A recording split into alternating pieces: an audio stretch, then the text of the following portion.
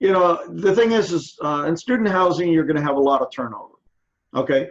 And one of my properties, we're turning over about 90% a year. Another one of the properties is too new, so we don't know that one yet. Well, actually, two of the properties are too new. We don't know what kind of turnover we're going to have yet.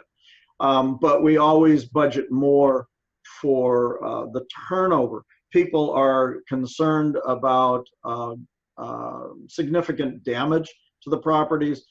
We've all probably watched Animal House, and so we have this image of what's going on in the properties. And for the most part, we haven't seen that. We haven't seen extreme damage in the properties, more so than we have in some of our C or workforce housing. So that's not the issue, but you do have the turnover, and turnover cost is one of your biggest expenses. So that's always something to be concerned about, and so we always put a higher budget in there for turnovers. On the other side of it, though, is typically your revenues. Your revenues are much higher than what you're normally going to get on that type of property. So you do get compensated for that, and that's also one of the reasons we like that. The other thing is more than likely your marketing budget is going to be higher. You're going to be paying more for marketing. You're probably going to end up paying your property manager more than you would on a similar product that wasn't student housing, because they've got to work for it. There's a lot more work involved, not only with the turnover, but with the marketing and being involved with the university or the school. It's going to be more time consuming. So typically your management fees are higher. But those are, some of the main differences. What are some ways we can know we have good management for student housing? I know you talked about it's easier to get a student housing property in distress, than it is a multifamily, just regular multifamily. And so how do we select a good management company for student housing?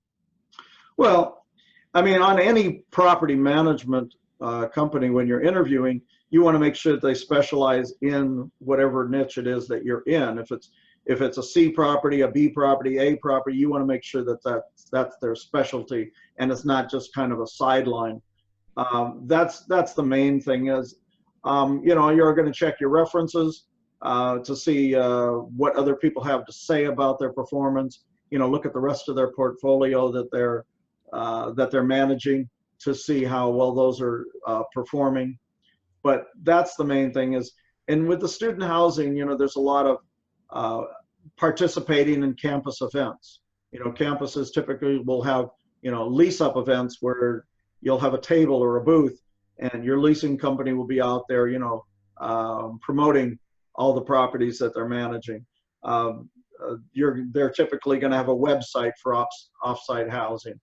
They may be involved with the housing department, offsite housing department with the university, and getting their name in their advertisement in those documents.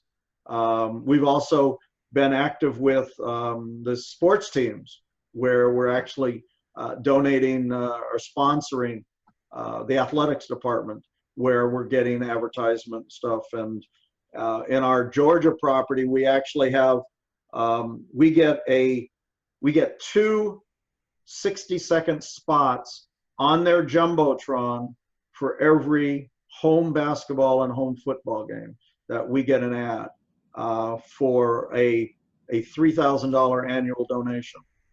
And wow. We've got our tenants being interviewed that shows up at every home basketball and football game. So it's that kind of involvement, community involvement, that takes a little bit more with the student housing.